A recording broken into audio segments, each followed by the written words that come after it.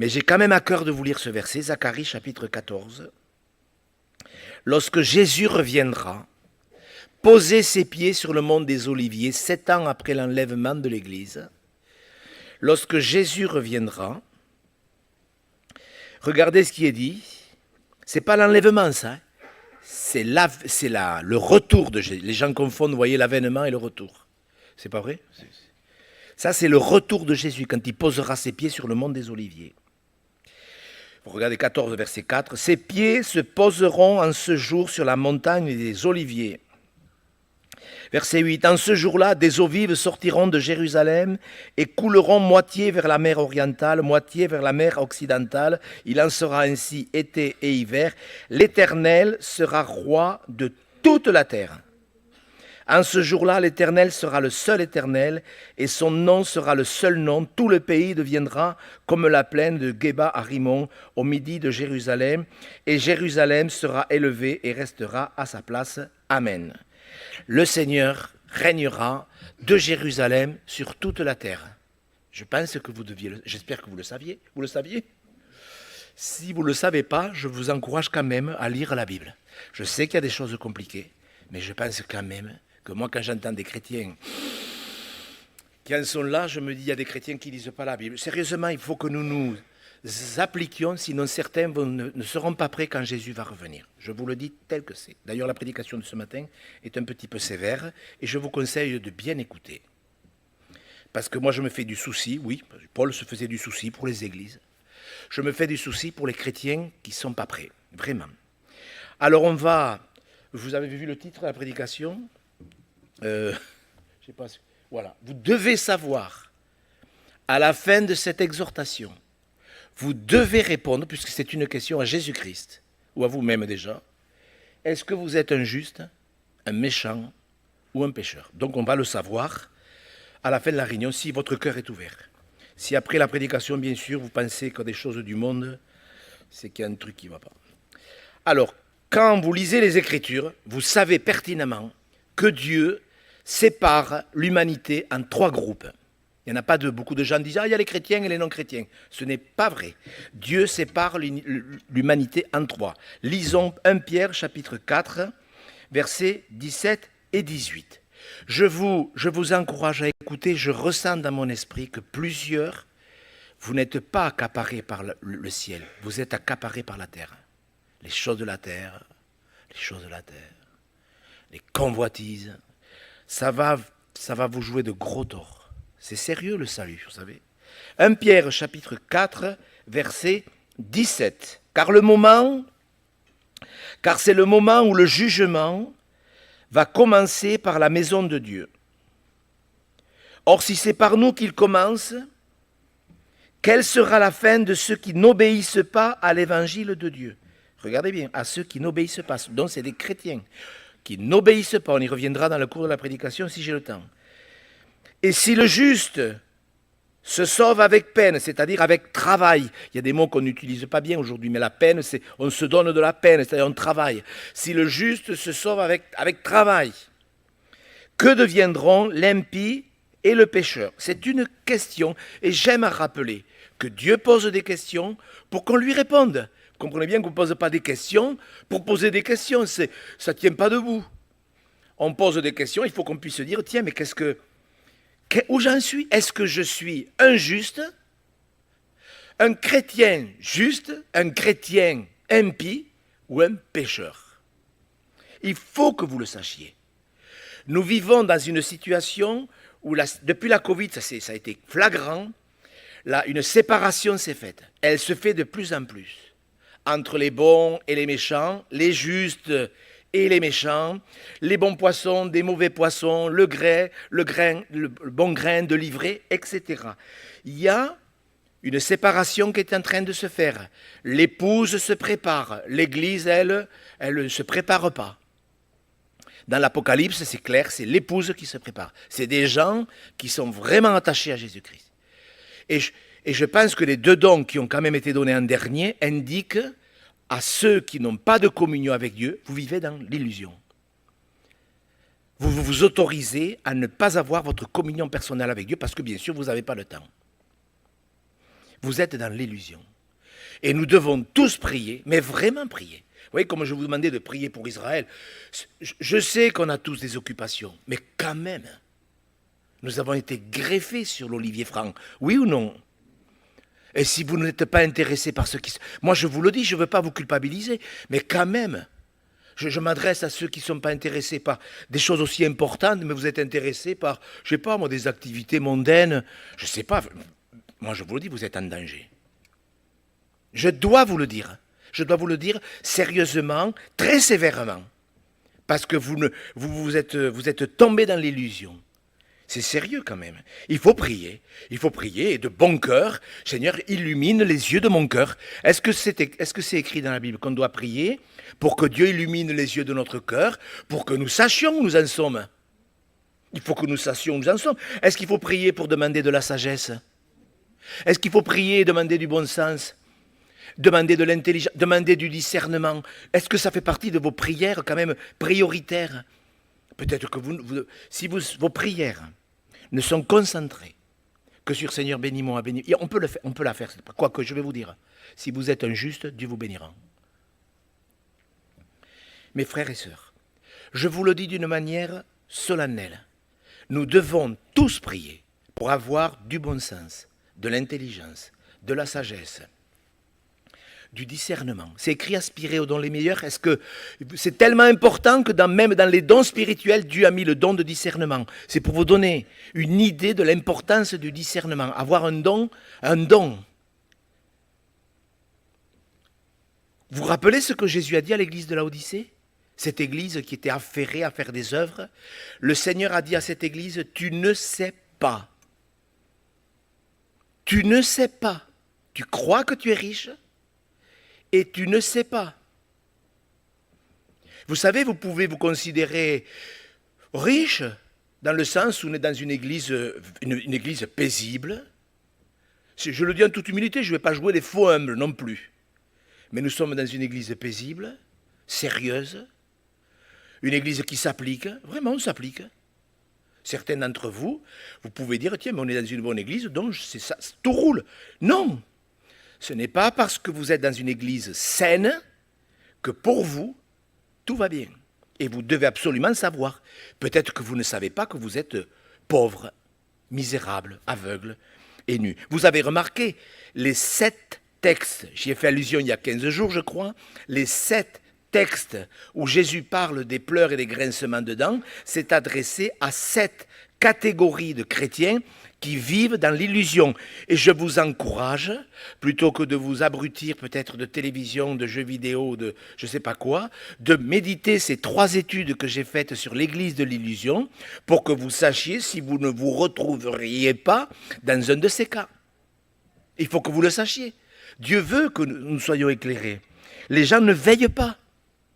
Est-ce que c'est important de veiller? Vous avez entendu les 2 dons? Les 2 derniers? Veille. Quand est-ce qu'il faut veiller sur son âme?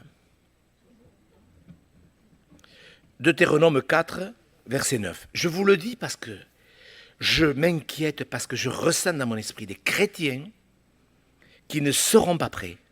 Ils ne seront pas prêts.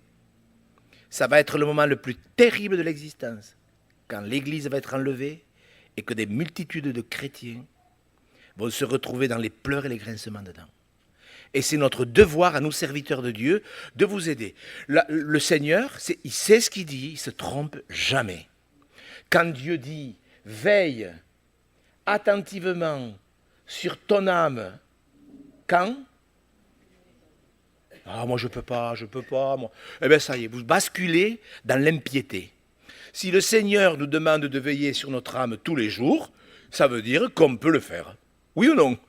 Est-ce qu'il y a quelqu'un qui peut se lever, sincèrement, qui peut se lever ce matin et dire à Monsieur Go, je ne peux pas?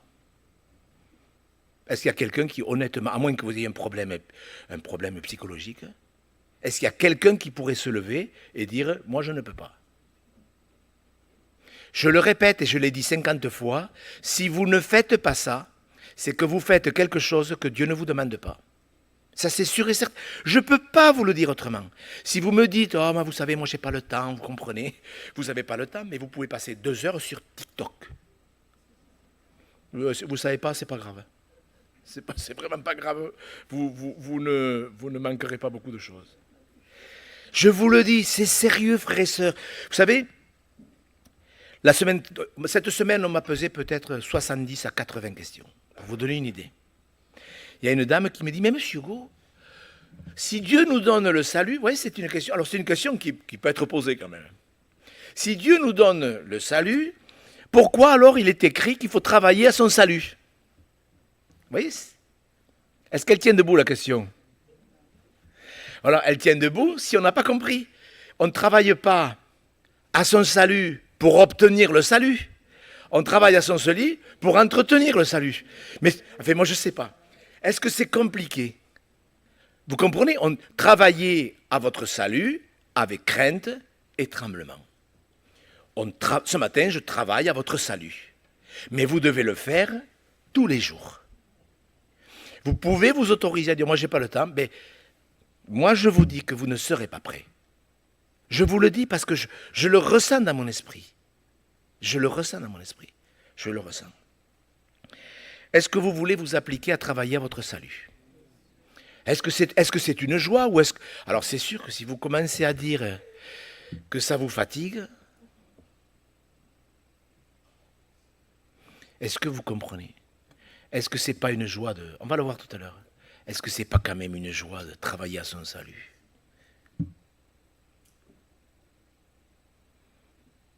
Frères et sœurs, si travailler à votre salut est une corvée, c'est que vous avez basculé quelque part. Travailler à son salut, c'est une grâce vraiment. On va le voir tout à l'heure, vous allez voir si j'exagère. Et nous devons dire au Seigneur, mais montre-moi si je suis sur une mauvaise voie. Il y en a qui l'ont fait cette prière dans la Bible. Montre-moi, qui c'est qui l'a faite? Ah oui, montre-moi, éprouve-moi, connais mon cœur, montre-moi, dispose mon cœur. Alors, si le juste se sauve avec peine, avec travail, il y a un travail, que deviendront l'impie et le pécheur? Commençons par le pécheur. Je ne veux pas négliger cette prédication, la bâcler au nom de l'horaire. Je veux le faire sérieusement. Le pécheur, c'est qui? Le pécheur, bon, c'est très facile à comprendre, c'est celui qui ne veut pas de Dieu. Il entend la parole de Dieu, mais chaque fois qu'il entend, il ajourne. Aujourd'hui, il entend, parce que c'est grave d'ajourner. Aujourd'hui, si vous entendez sa voix, n'endurcissez pas. Quand vous refusez d'obéir, c'est valable pour les pécheurs, mais c'est aussi valable pour les chrétiens lorsqu'ils entendent la parole.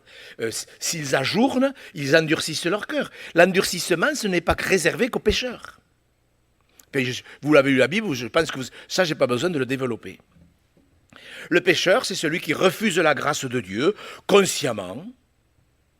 Il n'en veut pas, lui préfère les ténèbres. Est-ce qu'on peut préférer les ténèbres? Oui, il y a des chrétiens, il y a même des chrétiens qui retombent. On va lire ce texte dans 2 Pierre chapitre 2. Regardez ce texte, parce que là aussi, 150 textes, au moins dans le Nouveau Testament, 150 textes montrent qu'un chrétien peut perdre le salut. Celui-là, j'espère que vous n'aurez pas de mal à le croire, 2 Pierre chapitre 2, tout le chapitre parle de ceux qui ont, en fin de compte, qui ont perdu la vie de l'esprit. Voyez. Alors on va lire ce qui nous intéresse. Verset 20, 2 Pierre 2, verset 20. En effet, si, après s'être retiré des souillures du monde, comment? Par la connaissance du Seigneur et Sauveur Jésus-Christ, dont ça s'adresse à des gens qui sont sortis du monde, qui ont connu le Sauveur et le Seigneur. Alors, si ces gens-là s'y engagent de nouveau et sont vaincus, leur condition est pire que la première. Car mieux valait pour eux n'avoir pas connu la voie de la justice que de l'avoir connue et de se détourner du Saint Commandement qui leur avait été donné. Donc ce texte nous prouve qu'on peut avoir connu le Seigneur, Jésus-Christ comme Sauveur, Jésus-Christ comme Seigneur, mais que voilà, on revient dans le monde. Pourquoi? Parce que la mondanité a repris le dessus. Et quand on commence à ne plus lire la Bible, plus avoir cette joie de cette communion avec Dieu, on a basculé. On a basculé. Il faut que vous l'entendiez parce que je crois que le retour de Jésus est proche. et qu'il vaut mieux vraiment se préparer. Notre nom peut-il être effacé du livre de vie? Mais oui. Mais oui. Il y a des gens, il y a des pécheurs qui sont pécheurs parce qu'ils n'ont jamais voulu rentrer dans le royaume, mais il y a des pécheurs, il y a des chrétiens qui sont redevenus pécheurs, et bien parce qu'ils sont sortis du royaume. Si un des fils de Noé avait voulu sortir en disant « mais moi le bateau c'est pas mon truc, je rentre pas », est-ce qu'il aurait pu sortir? Ben oui, on est libre. Dieu respecte notre libre arbitre. Dieu respecte. Mes frères et sœurs, ce matin, je suis persuadé que cette exhortation est une invitation et que personne ne doit mépriser sa bonté. C'est une invitation. Si cette exhortation est sévère, c'est parce que certains, vous êtes en danger. Et que quand on est en danger, il faut vraiment se ressaisir. Il y a des gens qui refusent la grâce. Ils la refusent, ils l'entendent, ils la comprennent, mais ils la refusent. Regardez avec moi dans Romains au chapitre 2. Je ne vais pas être long sur le côté du pécheur, parce que quand même, bon, c'est pas ce qui, l'Église n'est pas concernée par ça, même si c'est de l'enseignement. Dans Romains, au chapitre 2, vous pouvez lire ces chapitres. Des fois, quand j'entends, je ne sais pas quoi lire, vous savez, ça me fait de la peine quand même. Ça me fait la peine. Romains chapitre 2, il y a ce, vous voyez, vous pourrez lire du verset 1er au verset 16, tous ces gens, vous voyez. Regardez au verset 4, « Méprises-tu les richesses de sa bonté, sa patience, sa longanimité ?» Longanimité, vous savez ce que c'est la longanimité? C'est la patience dans la souffrance. Ça veut dire que ça nous parle de la croix de Jésus-Christ.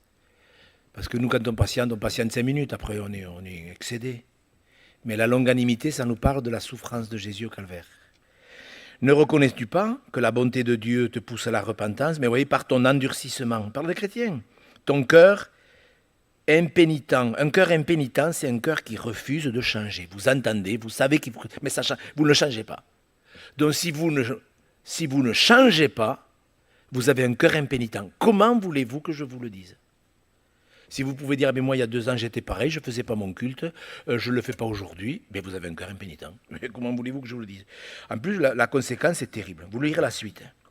Alors, souvent on me pose la question, et ça c'est théologique et c'est bien. Monsieur Go, est-ce que tous les gens qui n'ont pas entendu parler de Jésus vont aller en enfer? Alors il y en a qui disent, oui, tout le monde va aller en enfer. Alors regardez comment il faut le lire. Parce qu'il y a quand même des fausses doctrines qui circulent. Romains 2, versets 14 à 16. Ça, il faut le lire. Regardez bien avec moi. Quand les païens, donc ce sont des gens qui ne connaissent pas la grâce de Dieu, qui n'ont pas la loi, font naturellement ce que prescrit la loi, ils sont, eux qui n'ont pas la loi, une loi pour eux-mêmes. Ils montrent que l'œuvre de la loi est écrite dans leur cœur, leur conscience en rendant témoignage, et leurs pensées s'accusant ou se défendant tour à tour. C'est ce qui paraîtra au jour où, selon mon évangile, Dieu jugera par Jésus-Christ les actions secrètes des hommes. Alors je ne sais pas s'il faut vous l'expliquer, mais vous comprenez bien qu'il y a des millions de gens, des centaines de millions de gens qui, depuis les siècles passés, n'auront jamais entendu parler de Jésus-Christ. Il y a un missionnaire il n'y a pas longtemps, il y a quelques années, il a été dans un village en Afrique, il s'est arrêté, il a demandé à 2 ou 3 personnes, vous connaissez Jésus? Ils ont répondu, ah non, il n'habite pas dans le village. Vous voyez, ils n'avaient jamais entendu parler de lui. C'est pas vieux, mais frères et sœurs, les gens qui n'ont jamais entendu parler de Jésus-Christ, qui ne savent même pas que la Bible existe, qui ne savent rien de l'Évangile, c'est clair, ils seront jugés d'après leur conscience. Je vous le dis parce que j'entends tellement d'âneries. Dieu serait juste si... Non mais sérieux. Vous voyez. Tout ça pour vous dire qu'il y a plein de cas de figure, mais enfin le pécheur, c'est le païen qui refuse la grâce ou le chrétien qui est ressorti volontairement de la grâce parce que la mondanité et la convoitise du monde ont repris le dessus. Ça suffit pour les pécheurs? Les méchants ou les impies, que deviendra l'impie ou le méchant? C'est le même mot. Le méchant, c'est quelqu'un qui s'est éloigné de Dieu. L'impie, c'est un chrétien qui n'a pas de piété ou qui n'a que l'apparence de la piété. Il y a des chrétiens qui n'ont que l'apparence de la piété. Dans les derniers jours, Vous connaissez le texte, dans les derniers jours, hein, qu'est-ce qui est dit? Les hommes seront insensibles, déloyaux, rebelles, aimant le plaisir plus que Dieu, ayant l'apparence de la piété. Pour avoir l'apparence de la piété, il faut être un chrétien. Les païens, ils n'ont pas l'apparence de la piété. Sérieux. Mes frères et sœurs, vous savez, quand je me sens poussé à dire certaines choses, c'est parce qu'il y a des personnes qui sont vraiment en danger. Il y a des chrétiens qui se trompent. Est-ce que c'est écrit? Ne vous trompez pas vous-même par de faux raisonnements. Quand je disais tout à l'heure aux hommes que certains d'entre vous, vous devez vous lever. Dieu cherche des hommes. Souvent, il a pu dire, je cherche un homme et je n'en trouve pas. Et si du haut des cieux, Dieu, dans un monde où il y a des milliards de gens, devait dire la même chose, je pense que ça doit être compliqué. Dieu cherche des hommes, mais il y a un prix à payer. Il y a un prix à payer. Je sais de quoi je parle. Même si je suis heureux, il y a un prix à payer, je peux vous le dire. Les chrétiens méchants, ou les chrétiens impies, ils ne sont pas conscients. Il y a un aveuglement. Jésus a dit aux chrétiens de Laodicée, tu ne sais pas que tu es aveugle. C'est un aveuglement, mais cet aveuglement peut aller tellement loin qu'ils sont après emprisonnés vraiment, comme dans une prison. Spirituellement, ils ne peuvent pas en sortir. On en a parlé il y a 15 jours. Ce sont ceux qui croient à la parole, mais ils ne la mettent pas en pratique. Celui qui bâtit sur le sable, c'est celui qui écoute la parole, il est d'accord, mais il ne la met pas en pratique. Est-ce que vous me suivez? Celui qui bâtit sur le roc, il écoute la parole, mais il la met en pratique. Seigneur, tu me rappelles ce matin, d'une manière un peu sévère, que je dois veiller sur mon âme tous les jours de ma vie, ben je vais le faire. Voilà, je vais la mettre en pratique. Il y a du boulot, je suis redescendu à la cave, il faut que je remonte tout jusqu'au 5e étage, et bien je vais le faire. Et Dieu va vous aider. Dieu va vous aider, ne vous inquiétez pas. Beaucoup. Vous devez savoir, est-ce que vous croyez la parole? Si vous êtes ici, c'est que vous croyez la parole. Si vous écoutez cette prédication sur le Zoom ou en différé, c'est que vous croyez la parole. Mais vous devez répondre, est-ce que je la mets en pratique? Est-ce que je la mets en pratique? On l'a lu tout à l'heure, quelle sera la fin de ceux qui n'obéissent pas à l'évangile? Le verset qui m'est venu hier, c'était dans Hébreux 5, verset 9. Vous voyez, il parle de ceux qui sont sauvés, mais, Hébreux 5, verset 9, après avoir été élevé à la perfection, il est devenu pour tous les chrétiens, c'est ça? Il est devenu pour tous les évangéliques, ah, je ne vois pas bien, il est devenu pour tous ceux qui lui obéissent. L'auteur d'un salut éternel. Le méchant, il n'obéit pas. D'ailleurs, la parabole des deux fondements, vous savez, celui qui construit sur le sable ou celui qui construit sur le roc, vous savez de quoi c'est précédé? De quoi c'est précédé? Vous m'aidez, vous ne m'aidez pas beaucoup. Hein? C'est précédé, allons, on va le lire. C'est précédé, c'est d'une sévérité terrible. Ça s'adresse aux serviteurs de Dieu en plus. Matthieu 7, 21. C'est la parabole des deux fondements. Je le répète, ceux qui écoutent, les deux écoutent, il y en a un qui met en pratique et l'autre qui ne met pas en pratique. Précédé d'une affaire, mais c'est merveilleux, c'est merveilleux, Jésus l'explique. Ceux qui me disent, Seigneur, Seigneur, donc ce sont des chrétiens, n'entreront pas tous dans le royaume des cieux. Vous voyez comme quoi on peut perdre le salut. Enfin, je ne sais pas s'il faut l'expliquer, moi ça me désole. Hein. Mais seulement celui qui fait la volonté de mon Père qui est dans les cieux. Plusieurs me diront en ce jour-là, vous voyez, c'est Jésus qui parle. Hein. N'avons-nous pas prophétisé par ton nom? N'avons-nous pas chassé des démons par ton nom? N'avons-nous pas fait beaucoup de miracles par ton nom? Le chrétien qui fait ça, qui prophétise, qui prêche, tu peux te dire, mais pour peu que le gars il prêche bien, tu peux dire, il est spirituel. On n'est pas spirituel parce qu'on exerce un service ou un don. Je vous explique. Je suis dans le péché. Je vis dans le péché. Mais je continue à exercer mon ministère pastoral. J'ai souvent donné cet exemple, mais je le redonne pour ceux qui découvrent l'évangile. Je vis dans le péché, vraiment, c'est une blague, c'est une image. quelqu'un m'appelle, Monsieur Go, venez, ma fille est malade, elle est en train de mourir, venez prier pour elle, j'ai peur qu'elle passe pas la nuit, venez s'il vous plaît. J'y vais. Qu'est-ce que je vais faire? Je vais prier. Et je vais prier au nom de Jésus. Vous êtes d'accord avec moi? Je vais demander, Seigneur, bénis cette femme, bénis cet enfant, sauve-la, même si je suis dans le péché. Dieu peut-il guérir cette femme, cet enfant? Oui, pourquoi? Parce que Dieu honore son nom. Il n'honore pas le bonhomme qui a prié. Et ces pasteurs qui ont, entre guillemets, du résultat, mais du résultat, c'est une chose, porter du fruit, c'en est une autre. Le problème du salut, c'est une question de fruit, ce n'est pas une question de résultat. Et Jésus l'explique, mais ça peut pas être plus clair. Mais n'avons-nous pas fait ceci, n'avons-nous pas fait cela? Mais moi, je sais de quoi je parle. Je le sais de quoi je parle. On peut prêcher sans obéir. Est-ce que vous le comprenez? On peut tout faire sans obéir. Et ce qui caractérise le méchant ou l'impie, c'est ça. C'est qu'il fait des choses, il peut même être serviteur de Dieu. Et même faire des choses. N'avons-nous pas fait beaucoup de miracles? Mais la question que je dois nous poser, c'est celle-ci. Est-ce que j'ai du résultat parce que Dieu honore son nom, dans sa bonté? Heureusement que Dieu ne va pas tenir.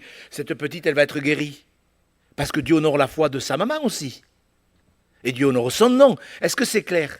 Mes frères et sœurs, je vous assure, je suis travaillé dans mon esprit. Parce que je ressens qu'il n'y a pas... Je vais dire une ineptie. Mais je sens bien qu'il y en avait qui étaient qu'endormis de tristesse. Est-ce qu'ils se sont réveillés après les apôtres? Ils sont réveillés. Mais il y a des gens qui ne se réveillaient pas. Jésus les a repris avec beaucoup de tendresse et de douceur. Vous pouvez dormir maintenant. Mais enfin, quand il y avait le besoin, Jésus a souffert et il a failli mourir. Je ne suis pas sûr que les choses se seraient passées comme ça jusqu'à ce qu'il sût des grumeaux de sang s'il avait été soutenu dans la prière. Et vous savez, je crois qu'il faut qu'on soutienne les frères en Israël, les chrétiens en Israël, tous ces juifs messianiques, mais aussi il faut qu'on soutienne ce peuple. Il y a des combats. Mais vous ne croyez pas qu'on pourrait avoir à cœur ce pays, les croyants, tous ces milliers de gens qui ne vont plus à l'église parce qu'ils ne peuvent plus aller à l'église. Vous ne croyez pas que Dieu veut leur donner une belle église? Vous ne croyez pas que Dieu veut leur donner des pasteurs? Et pourquoi vous ne vous lèveriez pas? Eh oui. Alors il ne faut pas prendre n'importe qui non plus dans le ministère. On verra samedi. Mais quand même, il y a quand même des frères, il y a des frères, c'est compliqué, il y a des frères qui auraient dû rentrer, ils ne sont pas rentrés, il y a des frères qui sont rentrés, ils n'auraient pas dû rentrer, vous voyez. Mais quand même, il faut que Dieu nous donne du discernement. Le méchant, il croit en Dieu, il peut même servir Dieu, mais il n'obéit pas. Vous l'avez lu avec moi dans Pierre, dans Hébreu, il revient pour ceux qui obéissent. Frères et sœurs, c'est sérieux, je vous assure. Ça s'appelle le sacrifice des insensés dans Ecclésiaste 4,17 pour ceux qui prennent des notes. Le méchant, il n'obéit pas. Vous savez, le juste, il les cache. Vous avez écouté le deuxième don. Comment commençait le deuxième don? Est-ce que vous vous rappelez? Le deuxième don commençait avec une parole de l'Écriture. Qui accusera les élus de Dieu? C'est Dieu qui. Le juste, il le croit. J'ai été accusé injustement, toi tu me justifies, point. C'est ça. Le juste, il ne calcule pas. Il sait que Dieu le justifiera. Il ne commence pas à pleurer, à dire je ne comprends pas, etc. Seigneur, merci. C'est toi qui justifies. Voilà. Le méchant, il ne pardonne pas. Voilà ça. Ah, moi je ne peux pas pardonner. Si vous saviez, en plus ça fait 10 fois qu'elle recommence, etc. Enfin, le méchant, il ne pardonne pas. Vous pouvez trouver toutes les excuses, tous les justificatifs pour dire que vous ne voulez pas pardonner. Si vous ne pardonnez pas, votre Père Céleste ne vous pardonnera pas vos offenses. Et vous savez ce que ça veut dire. Voilà. Le méchant, il ne pardonne pas. Le méchant, il conteste avec Dieu. Il est tout le temps en train de contester avec Dieu.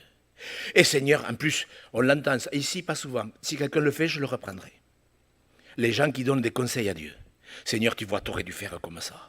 Si j'avais été à ta place, mais bien sûr, vous voyez, on sent cette grande profondeur. Seigneur, tu aurais dû faire ça. Écoutez-moi. Le méchant, il conteste avec Dieu. Si vous faites partie de ces gens qui êtes toujours en train de contester avec Dieu, vous avez lu le livre de Malachie, j'ai fait allusion la semaine dernière, et tout le temps Dieu est en train de leur dire, mais je suis le Dieu de justice. Ah bon, tu es le Dieu de justice? Ah ouais, à quoi ça sert de servir Dieu? Vous connaissez le livre de Malachie. Le toupet, le culot avec lequel ils se permettent de parler à Dieu. Vous m'avez trompé, dit le Seigneur. Ah, et en quoi t'avons-nous trompé? Frères et sœurs, si vous êtes des gens qui contestent avec Dieu, déjà le malheur vous est favorable. Malheur à l'homme qui conteste avec son Créateur. Dieu ne se trompe jamais.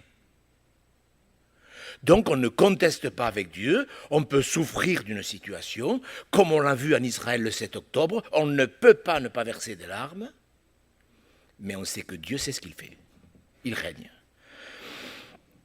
Vous avez vu dans le livre de Malachie, lisez-le ce livre, si vous êtes toujours en train de râler, de contester avec Dieu, lisez le livre de Malachie, c'est le livre qu'il faut lire, surtout qu'il se termine avec une intervention de Dieu, que Dieu les a écoutés parler, parce que là, après l'exhortation, vous allez vous parler déjà à vous-même. Mais lorsque Dieu intervient dans Malachie, à la fin, bon, parce que là, ils ont été loin.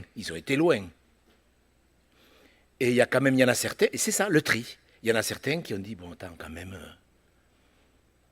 ça ne va pas si Dieu nous a dit ça. Et ceux qui craignent l'Éternel se sont rencontrés, parce que les gens qui craignent Dieu, si vous aimez être avec les pécheurs, vous savez, si vous aimez fréquenter des pécheurs, je crois que les chrétiens qui craignent Dieu, ils sont bien avec des chrétiens qui craignent Dieu. C'est vrai ou c'est pas vrai? Si vous vous plaisez avec des pécheurs, réfléchissez bien. Réfléchissez bien. Je ne parle pas de travailler avec des gens qui... Ne me faites pas dire ce que je n'ai pas dit. Mais Dieu, il regarde, il écoute tout, le Seigneur. Il écoute comment vous écoutez cette prédication.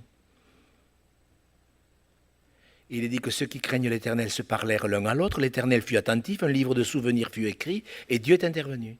Et il a dit, vous verrez de nouveau la différence entre le juste et le méchant. Vous verrez la différence entre le juste et le méchant. Celui qui pratique la justice et celui qui ne la pratique pas. C'est pas plus compliqué. Quand Dieu parle dans la parole, par exemple, quand Dieu parle de la parole, vous avez vu quand Dieu parle de la parole? Quand Dieu parle de la parole, ça m'est revenu ce matin dans le psaume 78, ne le mettez pas, mais quand il parle de la parole, il dit voilà, je les ai nourris du pain des grands, du blé du ciel, de la manne céleste. Comment Dieu parle de la parole, de la manne. Comment nous parlons de la parole. Et eux, comment ils en parlaient? Nous en avons assez de cette misérable nourriture. Vous voyez? Je ne sais pas si vous vous rendez compte, nous en avons assez de cette misérable nourriture. Alors que Dieu disait, mais ce que je vous envoie, c'est le blé du ciel. Le méchant, il ne pardonne pas, il conteste, il est toujours en train de murmurer. Le murmure, toujours en train de se plaindre. Vous avez vu dans l'épître de Jude, vous pouvez la lire ce soir, il n'y a qu'un chapitre. Vous regarderez ce qu'il advient à ceux qui se plaignent. Ceux qui se plaignent de leur sort, la Bible dit, c'est clair, ils n'ont pas l'esprit. Ils n'ont pas l'esprit. Lisez l'épître de Jude et regardez bien comment Dieu explique ce qui arrive à ceux qui se plaignent. Surtout que je trouve que moi, quand même, on est dans un cas de figure où en France, je sais bien qu'il y a l'inflation, mais je pense qu'on est dans un contexte vraiment favorable. Vraiment. Se plaindre. Alors, quand on se plaint, alors on va quand même lire un peu dans Jude. Si, on va le lire un peu. Si, il faut le lire. Ça vous explique comment on bascule quand on se plaint. Parce que quand on se plaint, on ne fait pas que se plaindre. On bascule dans certaines choses. C'est comme quelqu'un qui pratique la justice, il bascule dans la bénédiction. Quelqu'un qui se plaint, il bascule dans la malédiction. C'est écrit dans Jude. Et regardez, quand il est dit, ce sont des gens qui murmurent, il faut le lire. Quand il est dit, ils marchent selon leur propre convoitise. Regardez, Jude, verset 16. Il faut comprendre, un péché, ça ne va jamais seul. Quelqu'un qui trompe sa femme, par exemple, il va lui mentir. C'est facile à comprendre. Quelqu'un qui murmure, ça ne va jamais seul. Ce sont des gens qui murmurent, qui se plaignent de leur sort. Ils marchent selon leur propre convoitise. Voilà, le murmure, c'est parce que les gens, ils n'ont pas confiance en Dieu, donc ils convoitent. Et en plus, le travers de ça, c'est que les gens qui convoitent, Dieu ne les exauce pas. Vous connaissez Jacques? Allez, lisons-le, parce qu'il faut lire les choses qui vont vraiment ensemble. Regardez avec moi. Ils marchent selon leur propre convoitise. Et Jacques parle des gens qui marchent dans la convoitise. Regardez, il faut lire ces choses. C'est comme ça qu'un puzzle se construit. Jacques chapitre 4, les gens qui se plaignent, ils sont tout le temps en train d'avoir des querelles avec eux-mêmes. Est-ce qu'on peut être en bagarre avec soi-même? Ben oui. D'où viennent les luttes, d'où viennent les querelles parmi vous? N'est-ce pas de vos passions qui combattent dans vos membres? Vous convoitez, voyez, vous convoitez. Et vous ne possédez pas, vous êtes meurtrier et envieux, vous ne pouvez pas obtenir, et vous avez des querelles et des luttes, vous ne possédez pas parce que vous ne demandez pas. Vous demandez, et vous ne recevez pas parce que vous demandez mal dans le but de satisfaire vos passions adultères que vous êtes. Mes frères et sœurs, regardez-moi. Est-ce que vous comprenez? Quelqu'un qui murmure, il murmure parce qu'en vérité, il est attiré par le monde et il a des convoitises. Et le fait d'avoir des convoitises fait que nous ne sommes plus exaucés. Et c'est un cercle vicieux. Alors que la Bible dit que si on a des désirs, est-ce que c'est mal d'avoir des convoitises, mais est-ce que c'est bien d'avoir des désirs? Est-ce que Dieu accomplit les désirs des chrétiens? Non, il accomplit les désirs des justes. Est-ce que c'est bien d'avoir des désirs? Oui. Fais de l'Éternel tes délices, il te donnera ce que ton cœur désire. Il y a plein de textes, il y en a 7 ou 8 qui sont clairs. Dieu bénit les désirs des justes. Donc il n'y a pas besoin de demander. Si vous avez besoin de quelque chose, si vous désirez quelque chose, Dieu peut vous le donner. Alléluia. Mais il n'y a pas besoin de le demander. Le gars qui se plaint, non seulement il se plaint parce qu'il a des convoitises, parce qu'il voudrait ceci, il voudrait cela, il n'a pas la paix, donc il la cherche dans des biens. Vous le savez, on était comme ça dans le monde. Quand on est mondain, on cherche des choses, on a l'impression que ces choses-là nous rendront heureuses. C'est ça la mondanité. Quand on se plaint, on a des mauvais désirs. Quand on se plaint, parce qu'il faut, je répète, ne confondez pas la convoitise avec les saints désirs. Avoir des saints désirs, mais ne les demandez pas, je vous répète, c'est Dieu qui accomplit les désirs. C'est Dieu qui le fait. Ça fait partie des choses, si vous cherchez d'abord le royaume de Dieu et sa justice, toutes choses, voilà. C'est pas la peine de les demander, il les connaît, il voit votre cœur, il vous les donnera, ne les lui demandez pas. On ferait mieux de lui demander autre chose. Les murmures. Je vous ai encouragé à lire l'Épître de Jude. Il faut que vous complétiez les exhortations par une édification personnelle, c'est biblique. Vous avez lu le livre de l'Exode ou le livre de l'Exode ou le livre des Nombres. Vous savez ce qui s'est passé dans le livre de l'Exode. Ils sont sortis d'Égypte, ils avaient vu les 10 plaies. Enfin, c'était quand même quelque belle expérience. Non? Non? Bon. Ils en ont fait une autre de supplémentaire, qui est quand même pas mal. Pour sortir d'Égypte, ils ont vu la mer Rouge s'ouvrir, ils sont passés à sec. Moi, je trouve que c'est quand même une belle expérience. Et bien sûr, ils n'ont pas fait autrement que de chanter. Et ils ont chanté, et ils ont chanté. Mais voilà, après la sortie d'Égypte, après la traversée de la mer Rouge, ils ont marché pendant 3 jours dans le désert. Ils ont marché pendant 3 jours dans le désert, et là, la mentalité a commencé à changer. On va quand même le lire, parce qu'il faut lire cette affaire de murmure. Mes frères et sœurs, c'est archi grave le murmure. Vous allez voir ce qui s'est passé à cause du murmure. Surtout quand ça se répète, quand c'est une fois, oh papa, pardon Seigneur, j'ai murmuré, je te demande pardon. Regardez, Exode chapitre 15, verset 22. Donc il chante, au verset 20, il chante, tout le monde chante, il chante. Verset 22, Moïse fit partir Israël de la mer Rouge. Ils prirent la direction du désert de Chour, et après 3 journées de marche dans le désert, ils ne trouvèrent pas d'eau. Ils arrivèrent à Mara, et ils ne purent pas boire l'eau de Mara parce qu'elle était amère. C'est pourquoi ce lieu fut appelé Mara. Le peuple murmura contre Moïse. En vérité, il ne murmure pas contre Moïse. Les explications sont beaucoup plus claires, ils murmurent contre Dieu. Mais en fait, c'est plus facile de murmurer contre le pasteur que de murmurer contre Dieu, ça cautérise la conscience. C'est vrai, ça c'est moins difficile. Alors vous connaissez la suite. Bon, ils ont murmuré contre Dieu. Vous êtes d'accord avec moi? Alors après, c'est dans le livre, je l'ai marqué parce que je ne veux pas trop en faire trop. Chapitre 16. voyez, on peut le lire quand même. À la fin du verset 8, ce n'est pas contre nous que sont vos murmures, c'est contre l'Éternel. Voyez. Chapitre 15, alors chapitre 15, qu'est-ce que j'avais mis? Non, c'est là qu'il loue Dieu, au chapitre 16, verset 12. Maintenant, on va lire dans le livre des Nombres. Regardez bien, c'est la même histoire qui est présentée différemment. Regardez. Il faut que nous comprenions bien, frères et sœurs. Il faut que nous comprenions bien. Alors, Nombre 14, verset 20. L'Éternel dit, je pardonne que tu me l'as demandé, je suis vivant. Verset 22, tous ceux qui ont vu ma gloire et les prodiges que j'ai faits en Égypte et dans le désert et qui m'ont tenté déjà 10 fois, n'ont pas écouté ma parole. Et vous savez la suite du chapitre? Ils sont restés dans le désert 40 ans. Le murmure, si vous regardez ailleurs, par exemple, je pense que c'est au chapitre, là je ne l'ai pas marqué, mais il est dit qu'ils ont murmuré et la colère de l'Éternel s'est enflammée.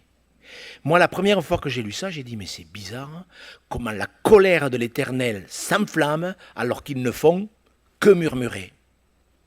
Et j'ai compris. Quand la colère de Dieu s'enflamme, c'est que le plan de Dieu ne peut plus se faire. La volonté de Dieu ne peut plus se faire.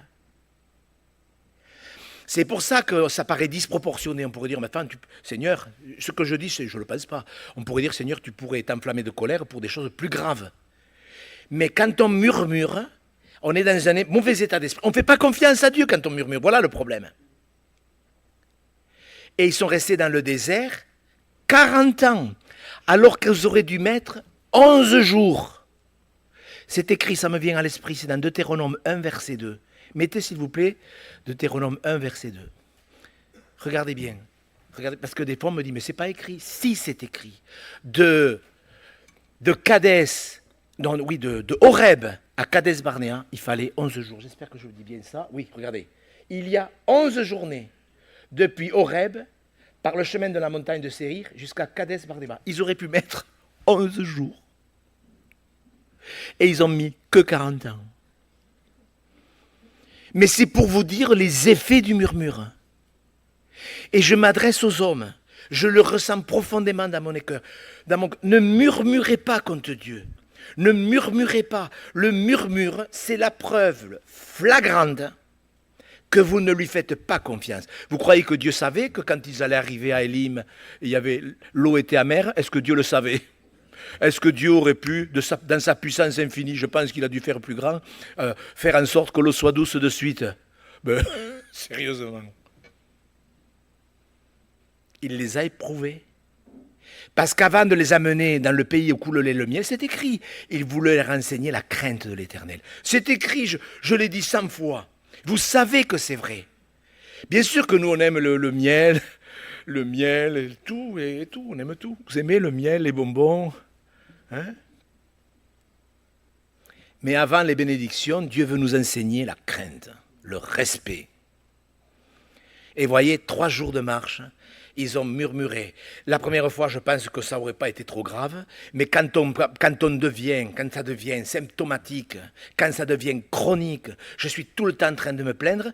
Moi, sincèrement, ce que je vais dire, ça ne vient pas de Dieu, je ne le pense pas. Mais je le dis parce que je peux aussi exprimer certaines pensées. Je pense que certains chrétiens, ils devraient aller en Libye, passer 15 jours. À Gaza en ce moment, passer une semaine. Vous ne croyez pas?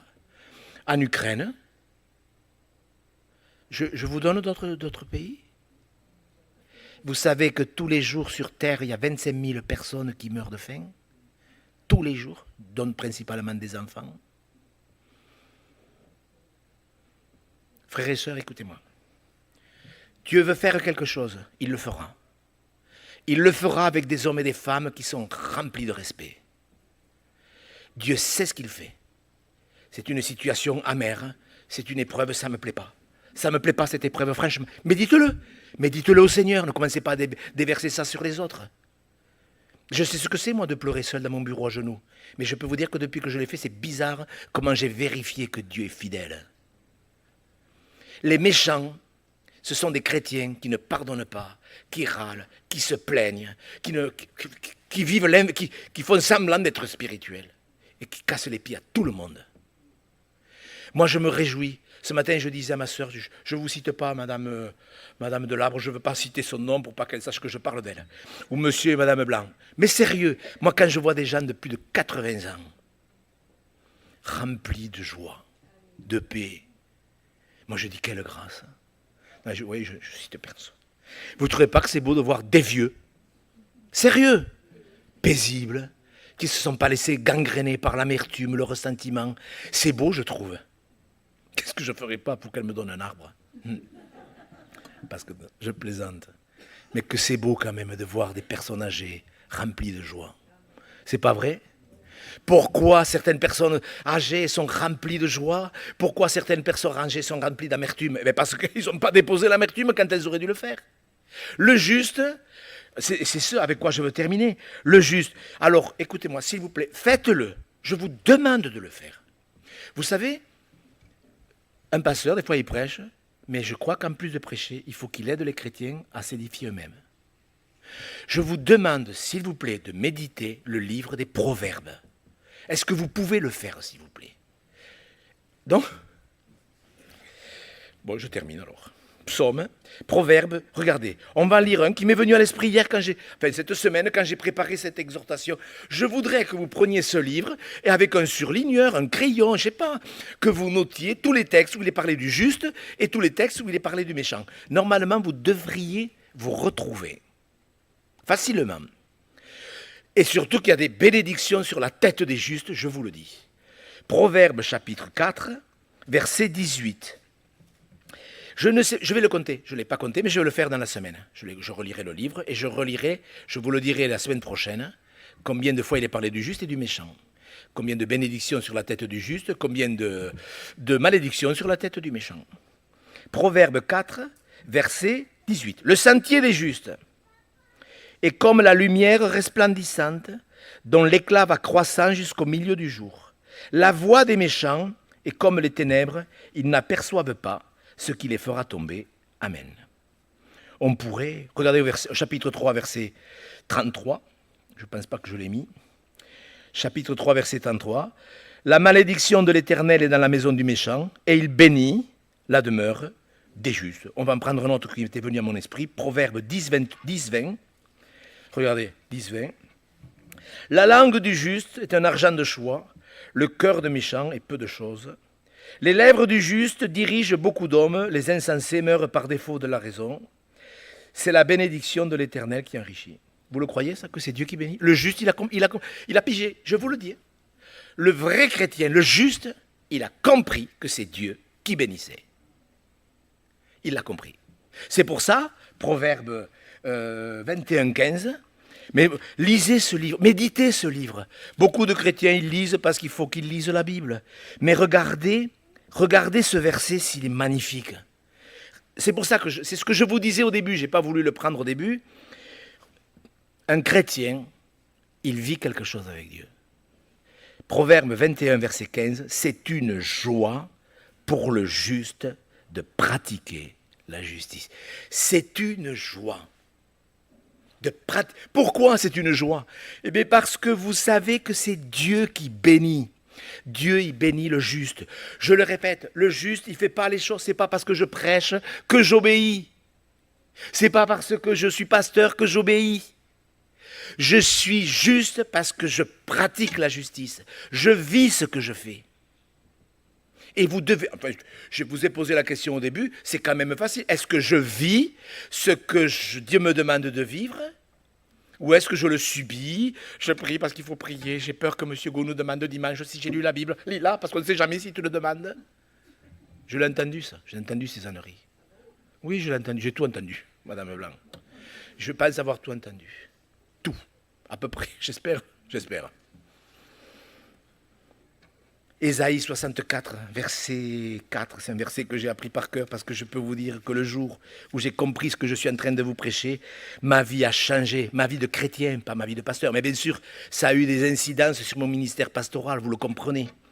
Ésaïe 64, mais regardez ce verset 4. Je ne sais pas, pour moi c'est comme un diamant dans la Bible. Il y en a des diamants dans la Bible. Mais voilà, il y en a un qu'on voit bien. Ésaïe 64, verset 4, « Tu vas au-devant de celui qui pratique avec joie la justice. » Non mais, sérieusement, vous ne trouvez pas ça merveilleux? Tu vas, ou alors c'est une blague. Mais est-ce que ça pourrait être vrai que Dieu marche devant celui qui pratique la justice? Oui, on m'a insulté. Eh bien, tant pis. Il y a des gens, ils sont restés pleins de haine. Moi, vous savez, quand on est sorti des ADD, je le dis parce que justement, je n'ai aucune amertume, au contraire. Moi, je suis plein de joie. Tout ce qu'on a dit sur moi. Et puis un jour, au bout d'un an, il y a un pasteur qui m'appelle, il me dit, Monsieur Gou, tout ce qu'on a dit sur vous, qu'est-ce que ça vous fait? Ben, je vais vous le dire. Quand j'étais en Polynésie, j'ai vécu l'injustice comme un match de boxe où j'ai pris des coups de poing partout et où l'arbitre était contre moi, parce que je râlais. La sortie des ADD, je l'ai vécu comme un match de boxe où je n'ai pas pris un coup de poing. Parce que Dieu m'a protégé. Et j'ai vécu les deux. Je sais ce que c'est d'être amer, être en colère et de ne pas le montrer, bien sûr, parce qu'il faut donner un bon témoignage, s'il vous plaît. Et je sais ce que c'est quand il est dit que Dieu combat pour nous. Quand vous pratiquez la justice, c'est le bon combat, c'est Dieu qui combat pour vous. Quand vous êtes méchant, c'est vous qui combattez le mauvais combat. Frères et sœurs, vous croyez? Encore un texte, parce qu'il faut quand même... C'est le sujet qui pourrait être prêché sans commentaire, tellement il y a des textes sur la justice. Regardez Acte 10. Vous savez, frères et sœurs, je rappelle à ceux qui sont légers dans leur lecture, qui n'ont pas le temps de faire votre culte, vous êtes tout le temps, excusez-moi le terme, je l'emploie parce que c'est le mot que vous utilisez. Oh, moi je suis crevé. Vous avez 30 ans, mais vous êtes déjà fatigué. Ah non, mais je vous le dis parce que vous comprenez bien que c'est une ruse. C'est une ruse du diable. Il faut que vous l'entendiez, frères et sœurs. Je sais, ça ne plaira pas à tout le monde, mais ça m'est égal. Il faut que vous l'entendiez parce que ça peut vous donner un électrochoc pour vous préparer à le rencontrer. Regardez, acte 10, 35. En toute nation, ce n'est pas réservé à une nation protestante, etc. En toute nation, celui qui le craint et qui pratique la justice, lui est agréable. Proverbe 3, 33. Il bénit la demeure des justes. Vous voulez que votre demeure soit bénie? Votre maison. Vous avez un foyer, une maison, un appartement. Vous avez ce qu'il faut, le frigo, le congélateur, une épicerie, des couvertures, un oreiller, l'eau chaude. Est-ce que vous avez tout ça? Est-ce que vous savez que Dieu bénit la demeure des justes? Dieu bénit la demeure des justes, c'est une loi. Le juste, ce qui caractérise le juste du méchant, parce qu'au départ, ils ont sauvé, ils partent sur le même départ, ils ont le même départ. Ce qui fait la différence entre le juste et le méchant, c'est que le méchant, il n'a pas confiance en Dieu, et c'est pour ça qu'il murmure et qu'il ne pardonne pas. Vous voyez, le don spirituel, qui accusera les élus de Dieu? C'est Dieu qui justifie. Vous savez, c'est Dieu qui bénit. Vous le croyez que c'est Dieu qui bénit? C'est Dieu qui bénit. Même si tout le monde vous maudit, c'est Dieu qui bénit. Je vous demande deux choses. De méditer également Ésaïe 36 et 37, pour voir comment Dieu s'y prend pour bénir quelqu'un qui n'a fait qu'une chose. Il a pris une lettre qu'un de ses ennemis lui a envoyée pour lui dire qu'il allait le détruire. Il a lu la lettre, il a dit « Je vais aller au temple » et la déployer devant le Seigneur. Vous allez voir ce qui est arrivé à ses ennemis. Vous allez voir ce que c'est quand un homme fait confiance à Dieu. Et on termine, parce que j'ai avec la cœur, dans le psaume 75, pour vous montrer exactement ce que je vous ai prêché ce matin. C'est que, regardez bien, en plus, dans ma Bible, le titre de ce psaume, c'est « L'ultime triomphe du juste ». Le psaume 75, vous pouvez le méditer, ce psaume. Le Saint-Esprit vous le rappellera. Mais à verset 3, j'étais peut-être un peu long. Je ne sais pas si j'ai été long, j'en sais rien. Écoutez, ce n'est pas grave.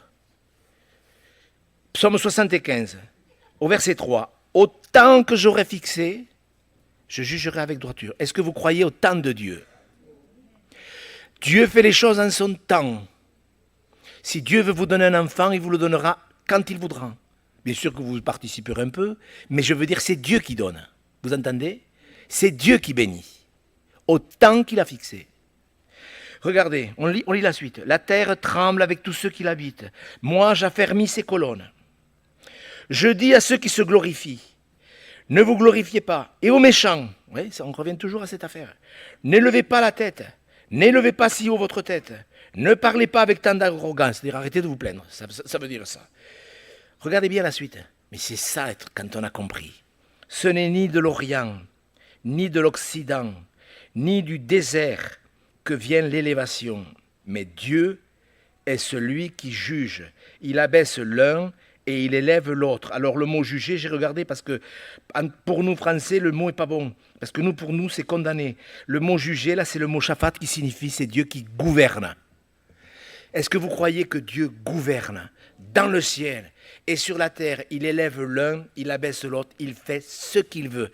Frères et sœurs, je sais que j'ai peut-être été maladroit parce qu'il y a des sujets qui sont sévères. Ça n'était un. Vous devez pouvoir répondre. Et frères et sœurs, je vous le dis, Jésus peut revenir d'un moment à l'autre. Vous le croyez? Est-ce que Jésus peut revenir maintenant? Oui, l'apostasie est la preuve. Ce n'est pas les tremblements de terre, les famines, même si ça s'accentue. Le vrai signe qui montre que Jésus peut revenir, c'est l'apostasie. L'apostasie, elle y est. Donc Jésus peut enlever l'Église sans la permission de personne. Parce qu'il y a des gens qui indiquent à Dieu quand est-ce qu'il devrait revenir. Tu devrais revenir maintenant. J'ai perdu mon boulot, je n'ai pas envie d'en trouver. Bon, ça, je ne l'ai pas entendu, ça, j'exagère. Mais moi, j'ai entendu ces âneries. Vous croyez que Jésus doit savoir quand il doit enlever l'Église? Sérieux. Il faut qu'on réponde à cette question. Vous êtes d'accord? Vous êtes d'accord pour méditer le livre des Proverbes? Vous êtes d'accord? Mais avec cœur, avec joie. Arrêtez de dire j'ai pas le temps. Le diable, il vous a déjà mis dans son sac. On a le temps de faire ce que Dieu demande. C'est une joie pour le juste. C'est vrai ça ou non? De pratiquer la justice. Quelle joie! Quelle joie! On va prier. On demande de l'aide, il va nous aider le Seigneur. Répondons-lui, vrai. Si vous êtes méchant, dites-lui, Seigneur, je fais partie dans la mauvaise catégorie. On va changer de ce soir, je ferai partie de la catégorie des justes. Amen. Seigneur Jésus, merci pour ta parole. Merci pour la grâce que tu nous accordes de pouvoir plonger nos regards dans le Saint-Livre. Mais Seigneur, nous ne voulons pas être d'accord et croire ta parole, nous voulons la mettre en pratique. Et pas la mettre en pratique pour faire les malins. Nous voulons écouter ta parole pour la joie qu'elle procure. La mettre en pratique pour le bonheur qu'elle procure. Et je te demande, Seigneur, en tant que pasteur, en tant que serviteur, je te demande de travailler le cœur de tous ceux qui sont tombés, de tous ceux qui ont chuté, sans s'en rendre compte, tous ceux qui sont endormis de tristesse, tous ceux qui sont endormis par les plaisirs de la vie, tous ceux qui sont endormis par les convoitises, de les réveiller. Seigneur, nous croyons que tu veux que tous tes enfants soient prêts pour l'enlèvement. Alors nous te demandons tous de l'aide, Seigneur, tous, pour améliorer notre communion avec toi, pour que nous améliorons notre pratique de la justice, chacun, et que nous faisions partie de cette épouse prête, sans rides, sans tache, pour le jour où tu reviendras nous chercher. Aide-nous, Seigneur Jésus, et bénis les prochaines réunions, accorde-nous la grâce d'être à notre place, bénis le peuple d'Israël. Tu vois ce pays qui a besoin de toi, ce pays dans lequel tu vas venir régner pendant 1000 ans. Bénis ce pays, protège ce pays. Protège tous ces soldats qui ont été blessés. Seigneur, tu vois même ce chrétien qui a été amputé des 2 jambes. Seigneur, bénis-le, Seigneur. Nous te prions également pour tous ces habitants de Gaza, tu vois, tous ces innocents. Nous te prions pour que ta volonté soit faite également pour tous ces Gazaouis.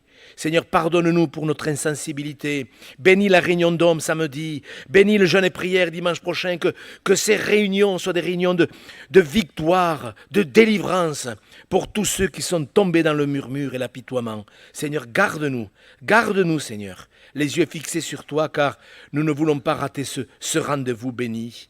Merci, Seigneur Jésus. Amen. Que Dieu vous bénisse, mes frères et sœurs, et bon retour.